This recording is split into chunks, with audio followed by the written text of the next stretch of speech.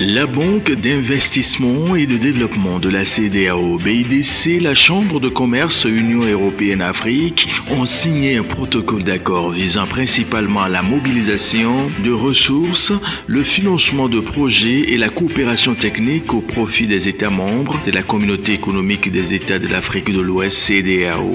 Le protocole d'accord qui a été signé le 28 juin 2024 lors de la 36e session annuelle du Forum de Crans-Montana qui s'est tenu à Bruxelles en Belgique s'aligne parfaitement sur la vision de la banque d'une CEDEAO intégrée, inclusive, durable et résiliente. Grâce à ce partenariat, la BIDC entend tirer parti du vaste réseau d'acteurs du secteur privé, d'investisseurs privés et institutionnels et d'experts de la Chambre de commerce Union européenne-Afrique pour accélérer son expansion par le développement et le financement de projets. Avec la connaissance de la sous-région, l'expertise de la BIDC en matière de financement de projets des secteurs publics et privés et au large éventail de développeurs, de projets et d'investisseurs du secteur privé de la Chambre de commerce Union économique Afrique, ce partenariat devrait conduire à des interventions dans les domaines de la finance, des énergies renouvelables, des infrastructures et de l'industrie manufacturière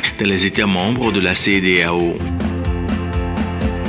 En 2023 et 2024, l'Égypte a augmenté de 6% ses achats de blé depuis la Russie à 8,6 millions de tonnes, ce qui en fait à nouveau le premier importateur de blé russe.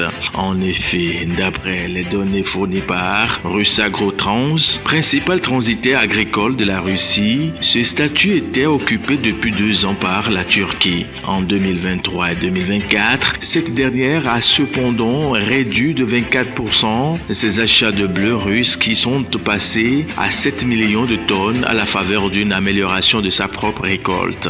Plus largement, la croissance des achats de blé russe en Égypte s'inscrit dans un contexte où la part de la Russie dans les exportations mondiales de la céréale a augmenté à 28% contre un niveau de 25% atteint un peu plus tôt. En effet, le pays des Tchars a exporté 55,4 millions de tonnes de blé en 2023 et 2024 sur des achats mondiaux de 200 millions de tonnes. Il faut noter qu'en dehors de l'Égypte, l'Algérie a aussi augmenté ses achats de blé russe. D'après Russagrotrans, ses importations ont grimpé de 9% pour atteindre un niveau record de 2,34 millions de tonnes.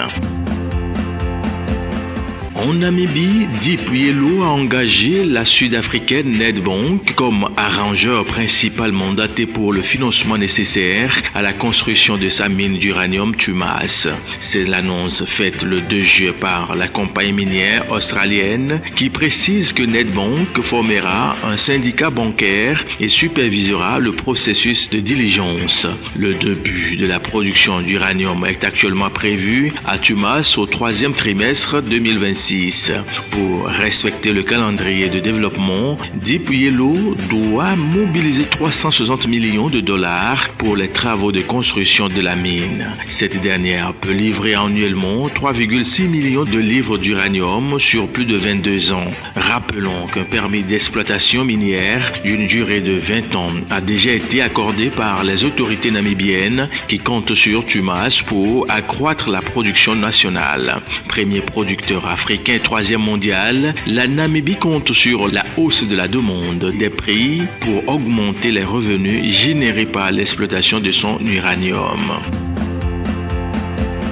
Le gouvernement béninois a approuvé le 3 juillet en Conseil des ministres un programme spécial d'intensification des productions maraîchères et céréalières. Doté d'un budget initial de 10 milliards de francs CFA, ce programme vise à renforcer les capacités des acteurs impliqués dans ces 2 filières pour rehausser le niveau de la production locale. L'annonce intervient dans un contexte où les prix des produits maraîchers ont fortement augmenté depuis quelques mois en raison d'une offre offre insuffisante sur le marché local. Selon les données de l'Institut national de la statistique et de la démographie, le prix moyen du kilogramme de piment a grimpé de 75,5 à 1320 francs CFA entre février et mars 2024. Celui de la tomate a augmenté de 74,5% à 749 francs CFA sur la même période. À cela s'ajoute la hausse des prix des céréales, en particulier le maïs, depuis le début de l'année 2024, attribuée aux exportations incontrôlées vers les pays de la sous-région. Il est également prévu de faciliter l'accès aux intrants spécifiques et semences à haut rendement au profit des agriculteurs, de promouvoir la gestion intégrée des ressources en eau, la rotation des cultures et la gestion de la fertilité des sols. Au Mali, le président de la transition Assimi Goïta a procédé le 2 juillet dernier à l'inauguration d'un complexe agro-industriel basé sur un site de 7 hectares à Sanankoroba, dans la région de Koulikoro.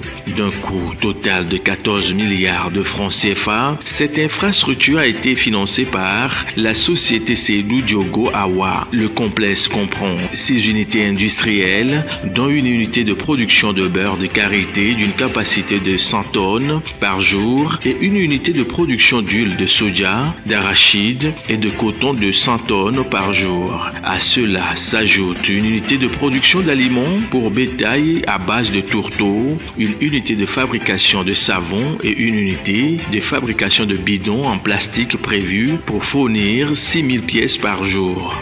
D'après Seydou Keita, PDG de la société SDA, le complexe agro-industriel devrait permettre à terme la création de plus de 10 000 emplois. Au Mali, la culture d'oléagineux est réalisée sur près de 1,3 million d'hectares d'après les données de la FAO.